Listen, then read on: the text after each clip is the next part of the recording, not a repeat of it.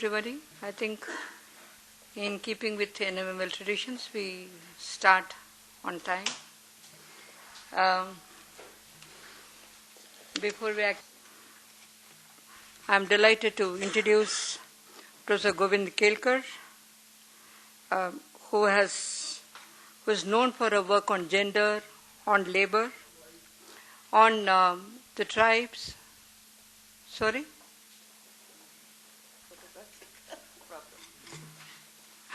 Yeah.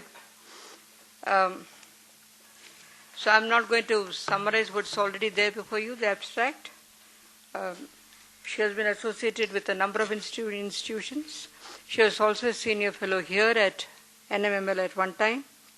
She is presently senior advisor, Lancia Rural Development Institute, and senior fellow at International Center for Research on Women.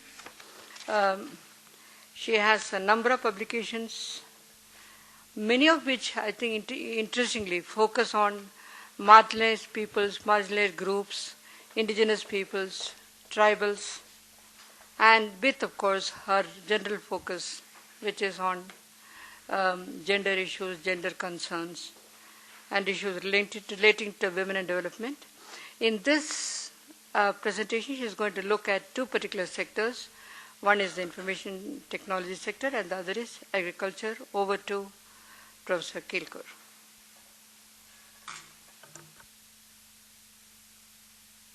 Swami, and I extend my greetings to all of you, because I was expecting about 5 people, because I have seen the kind of every day there have been a seminar and how busy all of us are. So I am feel very happy to be with you. Now, I decided that I will make a PowerPoint presentation in order to keep all of us on track, or particularly me. But that doesn't mean that we can go in terms of the details. Some I'll skip and I'll skip some slides and go into details and other slides. And then probably during discussion we can have a freewheeling discussion on various points raised within the what I say or things I don't make clear, and or you can check me anytime when I'm confusing you, because I can pick up my threads immediately. So there is no problem that you are distracting me or disturbing me. So with that I will. So what is the objective of really today's presentation? One is to understand and explore the salience of change in economic life of women in high growth economies of Asia. Now all of you are familiar what is the condition of women. And also there have been, of course you are much younger, but there have been a lot of us who are part of the women's movement also grown. And that whether the movement has led to any change or the research has led to any change as part of the kind of movement, that is the one thing that, and if it has led to any change, what kind of change is there? So this is the nuanced understanding we want to discuss along with you.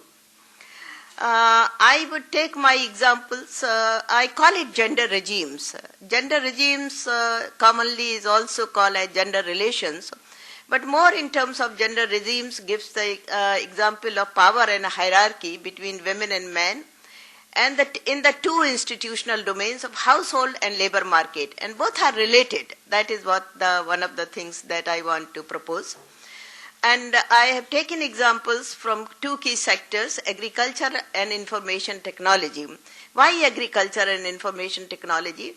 Because agriculture is a major part of the informal sector, and information technology, where large number of women are employed, is part of the formal sector. So probably we take the example but I'm not going the details in terms of the data and other things, but I would take the examples with regard to the changes in those kind of changes with regard to the women employees, women workers, or women owners of resources. Besides seeing the secondary or the so-called published and unpublished material, there is a lot of field visits that I am still engaged in the field visits. I learn a lot from the field visits. So over the past 15 or 20 years in several countries of South Asia, Pakistan, Bangladesh, Bhutan, Nepal, and also China, which my PhD was on China, so I continue going on to China in addition to India. So this is the object. Now, if you look at in terms of the poverty reduction and what is the kind of gender equality, why we are talking of the gender regimes, you find that the recent world development indicators noted poverty at the rate of 1.25 a day. China 11.8%, Indonesia 18.1%, and India 32.7%. But so there is a significant reduction in poverty. But if you look at the gender outcomes, they are very different. 70 to 80% of the women, rural women, are in agriculture, and they are workers. They are not really owners of the resources. And less than 10% of the women have any kind of ownership and control rights over land. Those who deal with the data, they would know really that there are no precise data. Recent agricultural census talks about 13% women operating land. That is the operational part. But they don't talk of whether they are owners or how much land is there. And we are known very good at, since the turn of the century, India is very, very good in terms of collecting the statistical data. But this is the situation. And this is done on purpose. Because when I was at UN Women and UNIFEM, we negotiated with the census office that there should be this kind of one data should be seen that how much land is owned by women, and they refused flat. Oh, it's already the questionnaire is so long. So you can see the reluctance in the formal institutions also about this. The picture is a bit dismal and they don't want to record it. Growth in the informal work throughout Asia, close to 72% women and 68% women according to ILO records. SEBA estimate 90% of the informal workers are women, and other NGOs also, which are the major NGOs, they talk about that.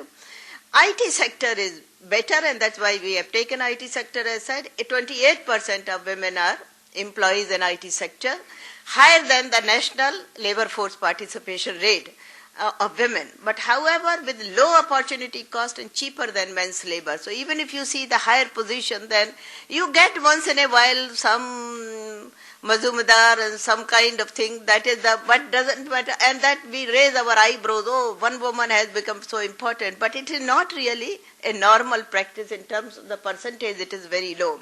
Minimal presence of women in political and economic governance.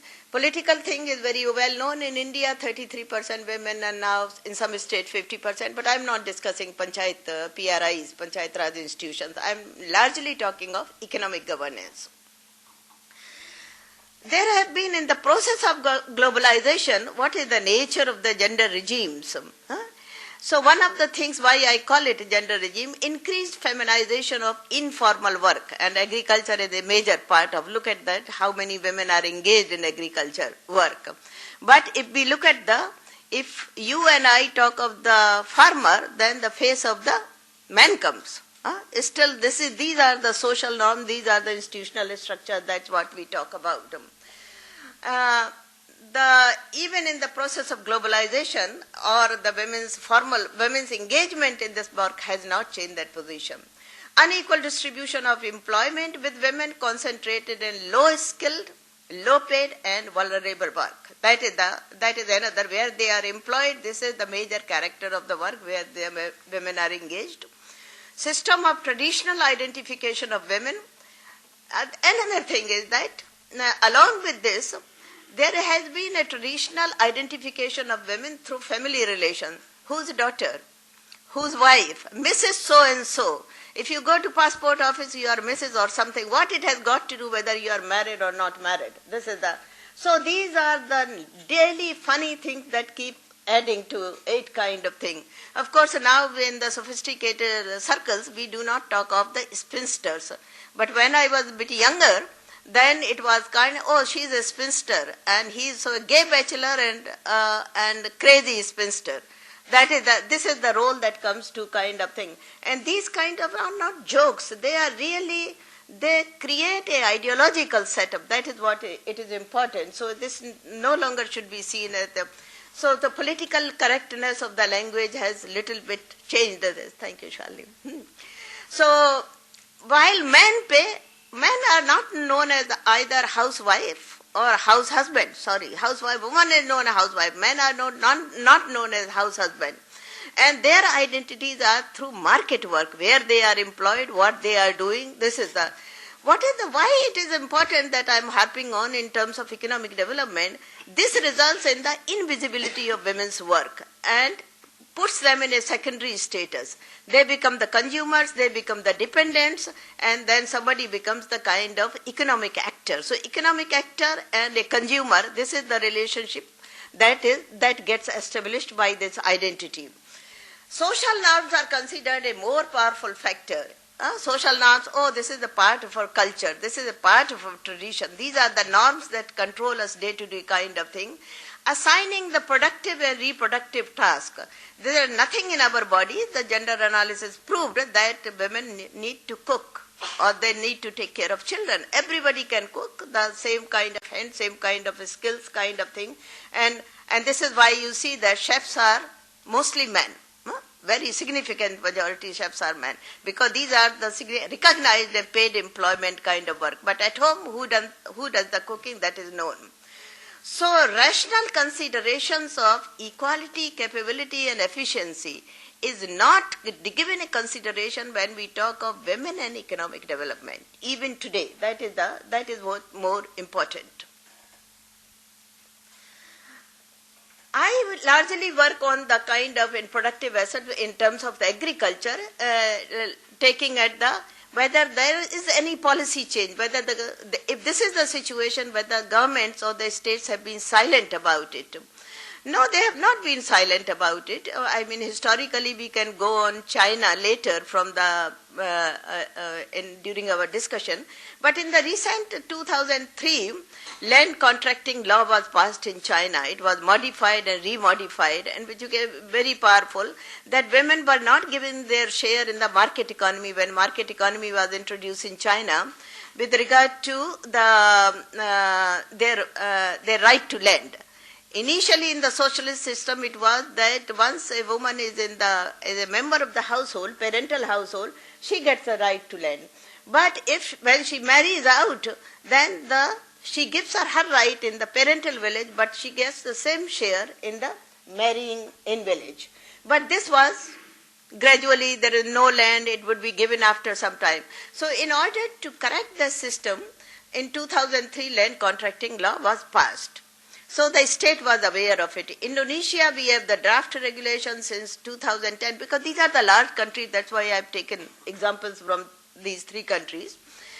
India, period from 6th 5-year plan, that is the 1986 6th 5-year plan, and it is until 12th year, current 5-year plan, is punctuated with series of chief ministers' conference and revenue ministers' conferences, repeatedly confirming that at least 40% of the total beneficiaries of economic development scheme should be women. Why it was said, because 1986 in the 5-year plan, it was said that all assets, productive assets and housing had to be in joint ownership, the men and women. That was. So that's why, and why the chief ministers and revenue ministers conferences, because land is a state subject. It is not a central government subject. So that's why the chief ministers conferences. Land was distributed as a result of that, which will come later, in Andhra Pradesh in particular, Karnataka, and some parts of UP also, but very limited amount in UP, Bihar, and northern states. Current 12th 5-year plan proposes that women's individual title to land, it should be in the sole names of women. And I'm talking of here the married rights of women, not single women kind of thing, because they found that joint titles have been inconsequential for women's economic advancement. That's why it should be now the sole titles in the name of women. And why there has been a concern. The land is a very kind of current subject in the civil society and in the planning circles in South Asia and also in other parts of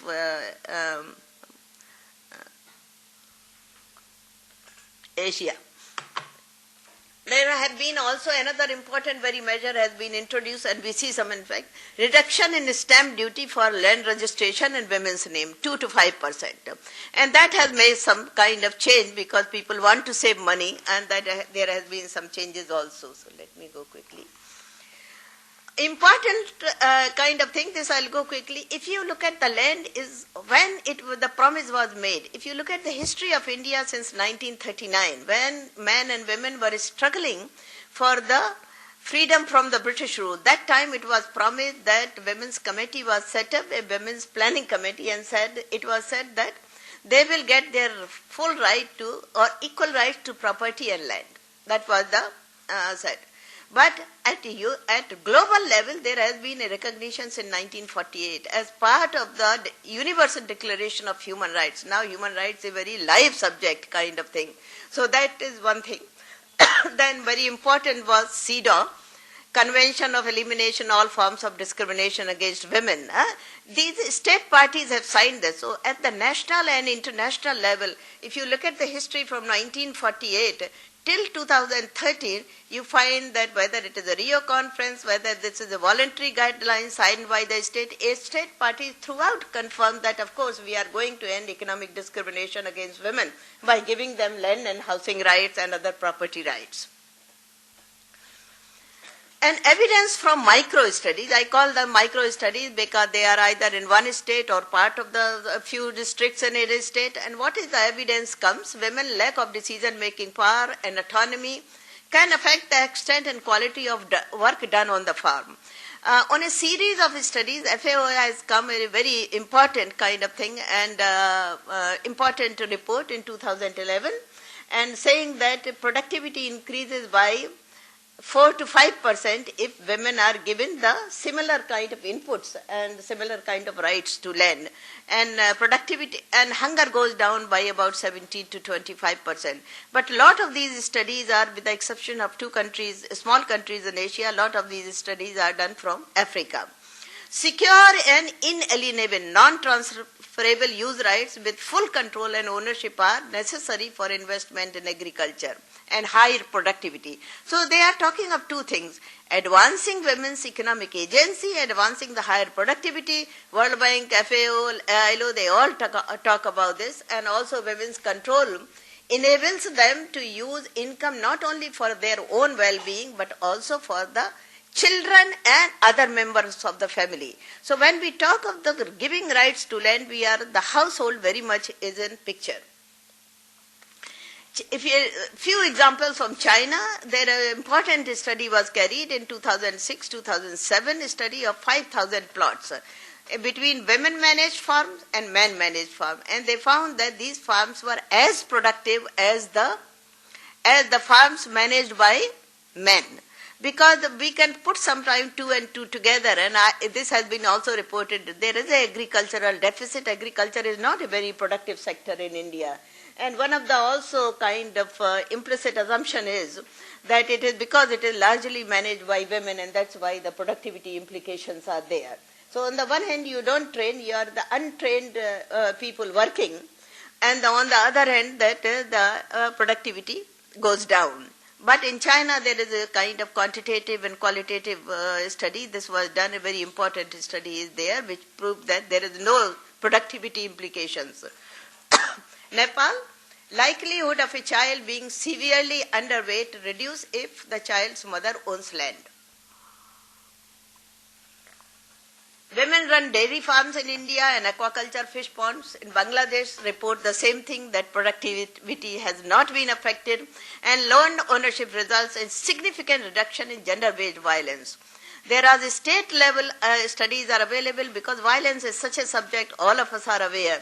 How do you reduce the violence against women? DFID is involved, we are involved as a researcher, we are concerned about our daughters, ourselves kind of thing.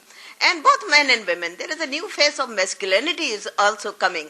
Have you ever heard of when this gang rape happened in Delhi, how many young men throughout the country protested against it? So on the one hand, you see that there are brutal attacks on women by the gangs of men. On the other hand, there are men, young men, who are also protesting against this kind of attack on women. So masculinity also has these 2 phases, and then we need to understand this. I don't think that we have done very limited research on that, and therefore limited understanding. So policy changes, if we look at some of this kind of thing, then we find that in the last 10 years we saw a series of progressive laws according women joint or sole titles to land, as we saw, 10 years or more. But there is a social and cultural resistance led by patriarchal norms and institutions. These are the norms, culture, tradition, these are the institutional regulations. Major purpose of the institution is to control a person, regulate a person. And these institutions have been really disallowing women right to inheritance and land. Inheritance and property or land rights. Culture. What is culture? And I was trying to understand what is culture really, and I was reading something. Culture really refers to fixed, dated, traditional practices and beliefs which are represented as barriers to progress. Khap Panchayat also says things in the name of culture. This is not our culture. Women cannot use cell phone, they cannot wear jeans, kind of thing. If this is a part of our culture, they should be draped in the sari or something kind of thing.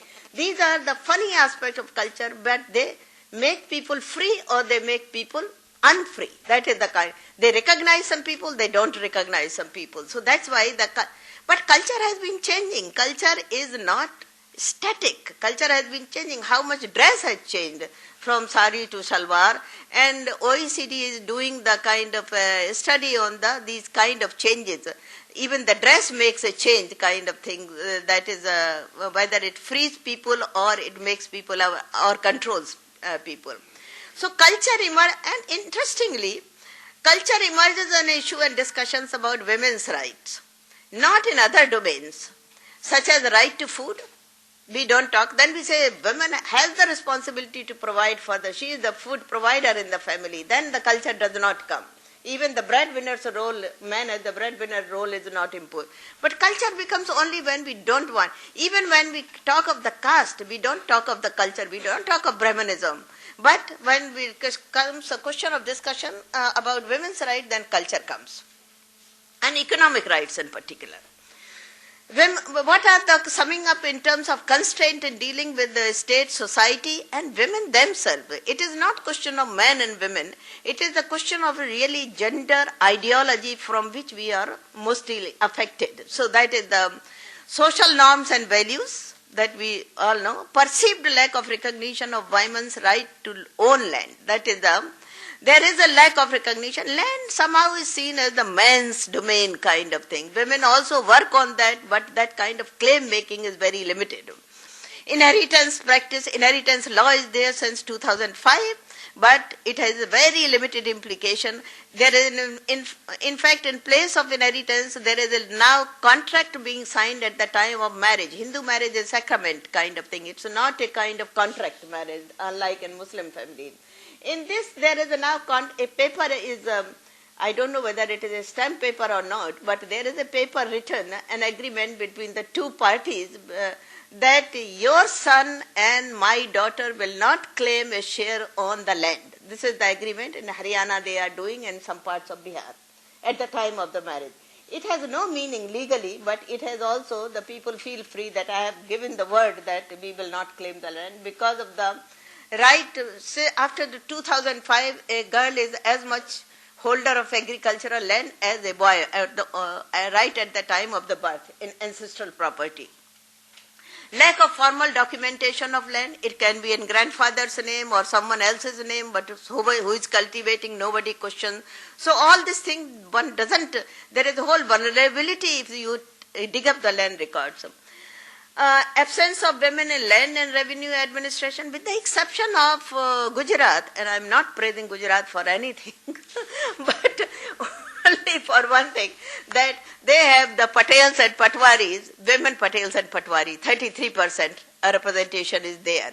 You go in other states, you do not find a single woman as Patwaris and Lekwas. And Patwaris are so powerful that if you come from a really landed family, you know they can make and unmake those lines, those on the land maps, Kasra, known as Khasra and Khatoni, which becomes your property or not property. You can become encroacher on your own property if Kasra and Khatoni, those revenue records are not maintained. High violence within home and outside. This is a continuing threat that one exists, and you can see that what happens when and then we talk of the economic empowerment. So how are women addressed in planning and policies? And some questions are very important, and I would not really go in discussions, but raise the questions right now, and we can discuss that. Are women seen beyond their gendered identities? That they are women, they are dependent on men, they should be housewives. These are the gendered identities. Is planning different? That kind of thing, planning which makes the sole rights for women. Is their economic identity that of an attached person? So and so, your wife, your daughter, your kind of mother. I mean, these are the identities seen, and that has. So, like Manu being recreated in the 20th century India or 21st century. Are they assigned the status of an economically dependent existence? Is economic practice influenced by social norm? What kind of there is the economic kind of development is really influenced by the social norms? From where we have learned the head of the household concept? Vietnam did not have the household concept before market economy. So we have when did we learn about the head of the household concept? So these are the things that we need. And head of the household, it seems like you cannot run the system unless there is a head of the household system. But we don't have the head of the household when we exercise the right to vote. So these things we need to question. Then we come on the individual rights. So are women seen in their own right as producers, workers, consumers, owners of assets? Are they seen as the individual economic citizens or not? These questions will come later. So one of the things that with some of these non-market factors influence the market. So when we deal with the market economy, we cannot say these are the social categories and these are the economic categories.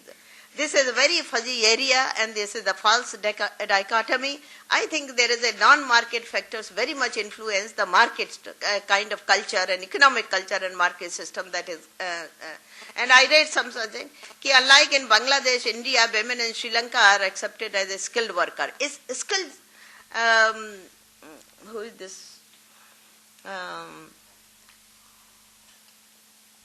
Bourdieu,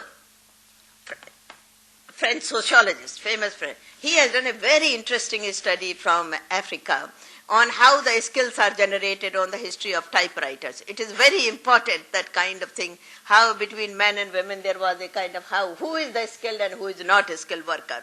So patriarchal definition of womanhood as excluding income earning, the educational status of women, these are some of the things that are repeatedly put as the kind of who can be the artisan, who can be a machine operator.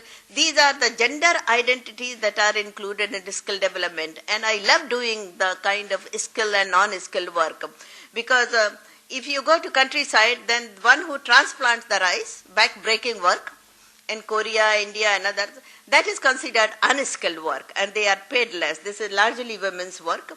And the rice seedlings pulling is done by men, and this is considered a skilled work, and they are paid for. So skill and unskilled is the context is specific is such kind of situation. Defining women's economic empowerment, it is, in brief I will say, it is both a process and outcome. Generally it is seen as a process that is a part of this. But it is also really, it entails the following. CETA definition, of course, is considered very good definition, a paper of CETA. Others also have worked. Now, there is a bit of concern in development agencies among some select researchers to work on economic empowerment. Ownership and management of productive assets, shared income earnings, shared responsibilities of care work and domestic work, care work at home, domestic work, and control on women's labor and body, equal voice in decision making in the household and outside, freedom of choice on production, consumption and leisure. Today's Hindu carries a very good article on leisure. Please do read it if it has skipped your attention.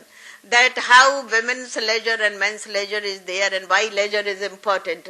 So it would be important to see that kind of thing. Mobility without cultural and social restrictions. Whose permission is required to go outside and where, even to visit your parents? If all these things are met, then we think that that person can be called a real, in terms of the outcome, that economically empowered person.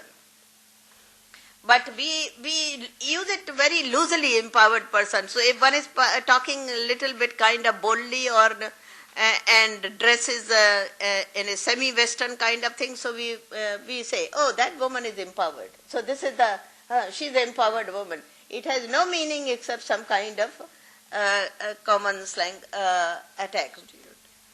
So why women's work is devalued?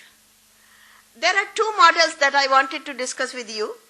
One is that really the Amartya Sen's model, cooperative conflict model. Why this is important, that is, and we can discuss this in detail when in the question answers. One of the things it talks of that household, it questions the character of the head of the household. He says household, pluralistic character of the household. It is not a unitary model of the household, that one unit kind of thing. There are powers, there are layers of power within the household. There is power games and there is cooperation and conflict both in them. And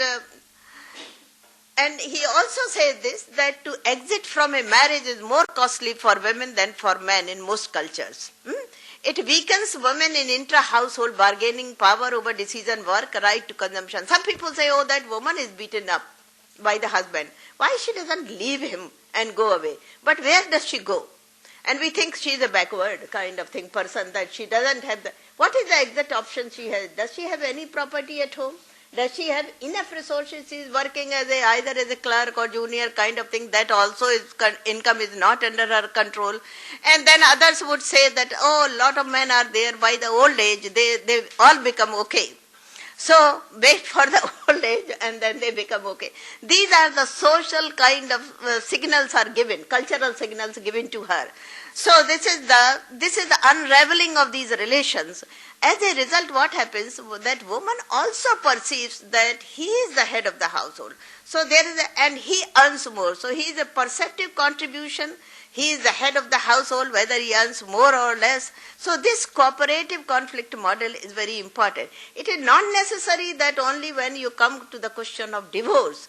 It is the question of when you really have there is a kind of different opinions can be there. I was recently in Nepal, and in Nepalganj, which is the India-Nepal border. I was pleasantly surprised to see that I had a meeting with about 30 women. Nobody complained about the husband, nobody talked about the husband being either drinking, beating, or the kind of a mother-in-law. So I was surprised. Then I asked them, where are the men? And they said, somebody is working in Dubai, somebody is in UAE, somebody is in India, somebody. So I said, when do they come back? Oh, they come back for a month after 2 years. This is the kind of thing. So there is a happy situation in terms of, it is not that they mistake, but power structure is not there. So there are no complaints about that. This is the first meeting. I was so surprised, and there was such a glee. Second time I saw in my life. First time I saw in China, in Beijing outside, when this feminization of men were in construction work and women were doing the agriculture. And they were not returning home and they were part of the huko system. Second time I saw in Nepalganj in Nepal, recently. There were absolutely no complaint about it. So the question is, you see the power structure, if it is oppressive, then you want to be free of that oppression. There another model is very interesting model. Identity economics model of the labor market. Identity is a fuzzy concept. It acquires importance with the realization that economics is not just about money, but it is also about the concept of fairness, inclusion, decentralized distribution of resources and gender justice. That's why economists now and planning commission, why they are talking of the inclusive development. Inclusion, otherwise they should be talking only about growth and nothing. Because now it is seen that it is not really an identity also. That is also becomes economic identity of the person. So according to these two authors, Akerlof and Crenton, the identity has three ingredients. And we are talking of economic identity. Woman as a producer. That is the identity we are talking about. Social categories of people define who they are, women or men. Immediately the kind of thing. Other is norms. That the norms label what is appropriate for women, what is not appropriate for men, what is appropriate for men or women, and behavior that influence the norms affect behavior. Why I am talking of this? Because if you look at the labor market, then you find that there is a gender tag in the labor market. Since the World War I, that has become, when women were working in the industries because men were fighting in Europe, I am talking about. And but once the war was over, then women were domesticated. Okay, go back to kitchen, do your work that you were doing earlier. Garment work, it is the agriculture work. Somehow they have become now the gender tag, and the garment workers would be women. Managers would be men. That is the agriculture work also has become a feminized work, the kind of thing. If you discuss in China, who does the agriculture? Agriculture is a soft work, and women can manage it. Hard work, like they say, construction work is a hard work, so only men would do. Machine operators will only men do. So one who starts doing, there is a kind of this gender tag in the labor market, is not only at home. Identity economics suggests that an organization operates well when employees identify with and when they norm. If you feel committed to Tin Murti as a fellow, or if I committed to where I am working, I will put my best kind of thing. So the labor market also operates on that. So employers prefer that. They don't want to disturb any kind of thing. Women should be employed in the women's work and men should be employed in men's work. So the power structure, you don't rock the boat. That has been the system. So choice of identity is based on employees will hire men for men's job and women for women's job. What it leads to, I see the men's job higher skills than men. Chicken and Zardozi. I was in Lucknow, and again I was surprised to see that chicken work. This is not chicken, but that kadhai, the embroidery.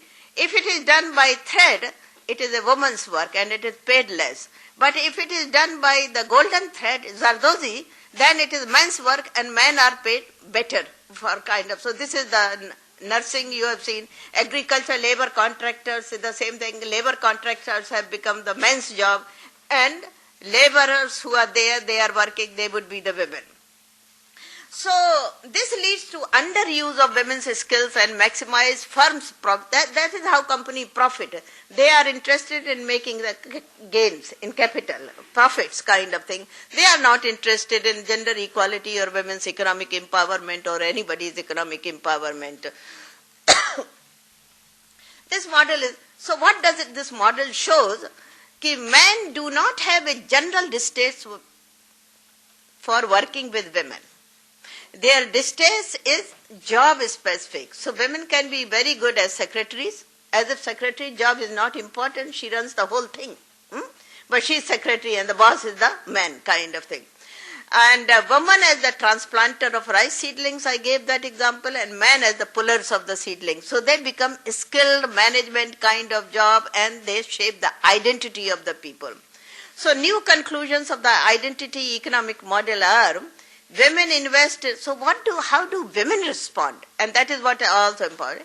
Women invest in skills and jobs that are appropriate for women. So how many primary school teachers? My daughter can do so much, she can do B.Ed so that she can teach, she can earn some money, she can also take care of the household. This is the common kind of lower middle class perception.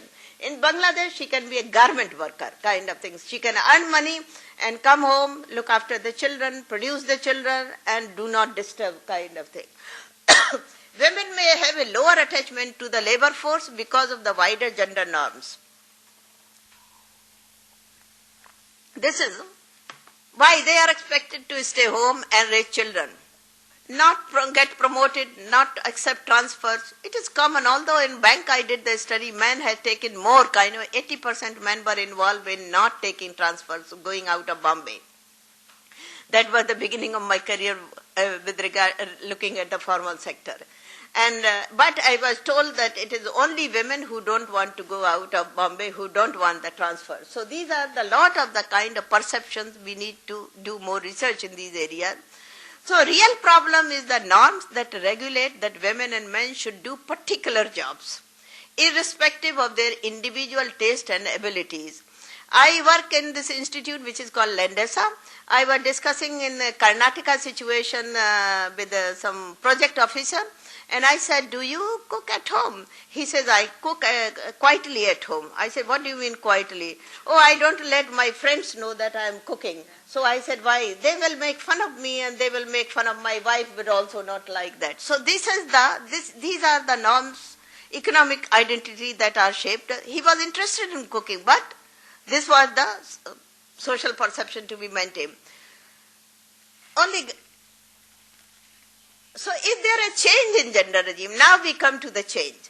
Some progressive policies have been, now we are concluding, some progressive policies have been enacted, such as the Hindu Succession Amendment Act, which treats women as the co-partner. She has the same right as the boy has in agricultural and revolutionary kind of act. Anti-Domestic Violence Act, where children and women have the right to stay at home and the man has to move out if the legal provisions are maintained. And many cases are pending like this. And now, of course, this has become act. Ordinance against sexual attacks on women after that gang rape thing happened. However, there are two problems with these progressive laws. And there are other series of progressive laws. Sheer neglect about implementation. Laws are passed, but no. Structural barriers embedded in both formal and informal institutions. We are the ones, whether as men or women, we carry our bags, those norms, culture, and we implement or not implement, that is also depends on us. So we say it's a part of system, but we are the part of the system, we make the system. Which are the informal institutions, social cultural norms that sanction and reinforce women's unequal access, ownership and management of land, property and inheritance. Formal institutions, economic political strategies, and legal institutions that can lead or perpetuate gender inequalities and policy outcomes. Right. Norms of gender equality are guaranteed through formal processes that are usually but not always official. So if the planning is really seriously interested in making women as economic citizens, why this concept of the household concept in poverty reduction? That is not.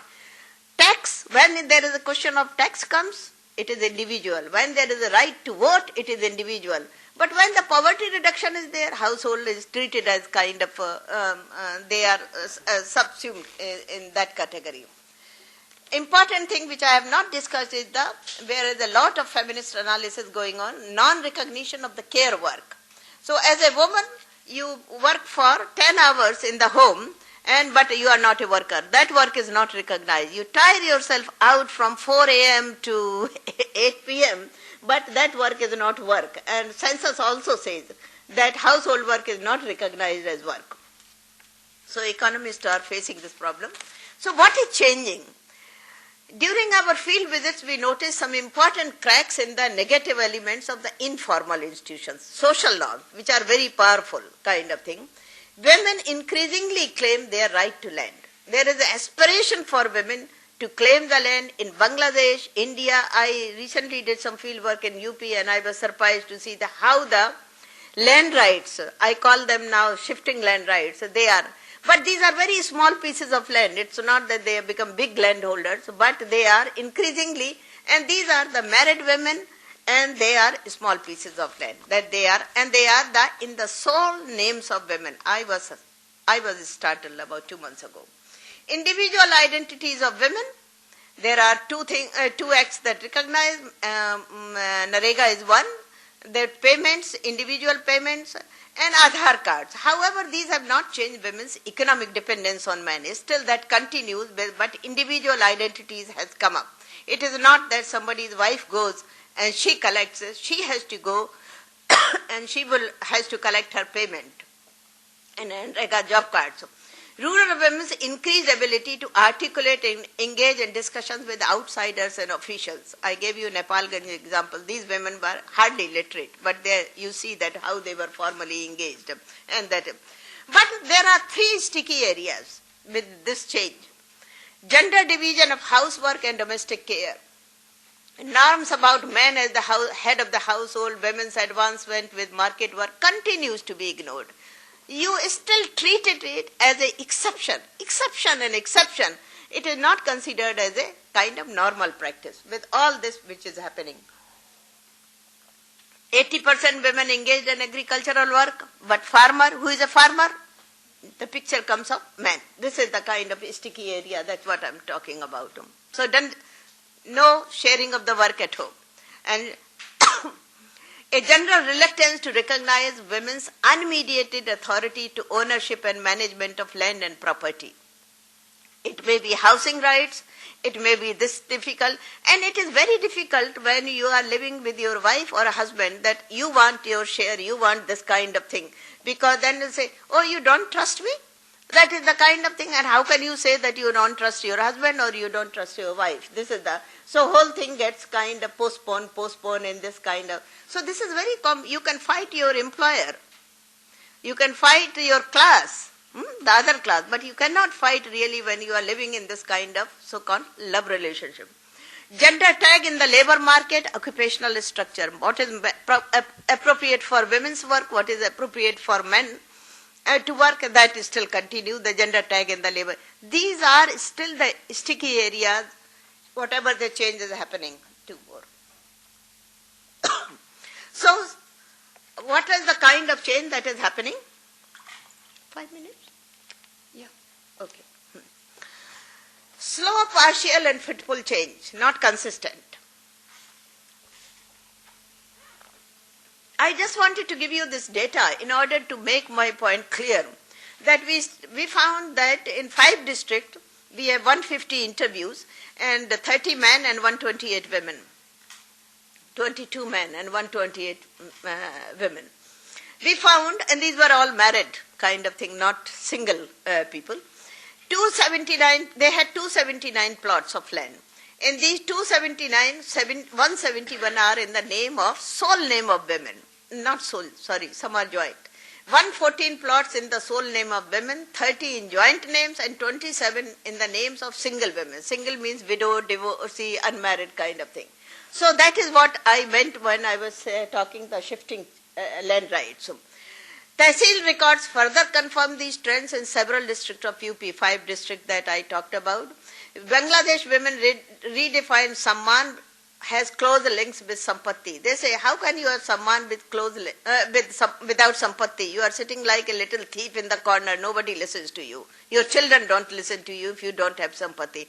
And these are not articulate, these are not educated women, they are really real agricultural workers, but they are talking of their experience.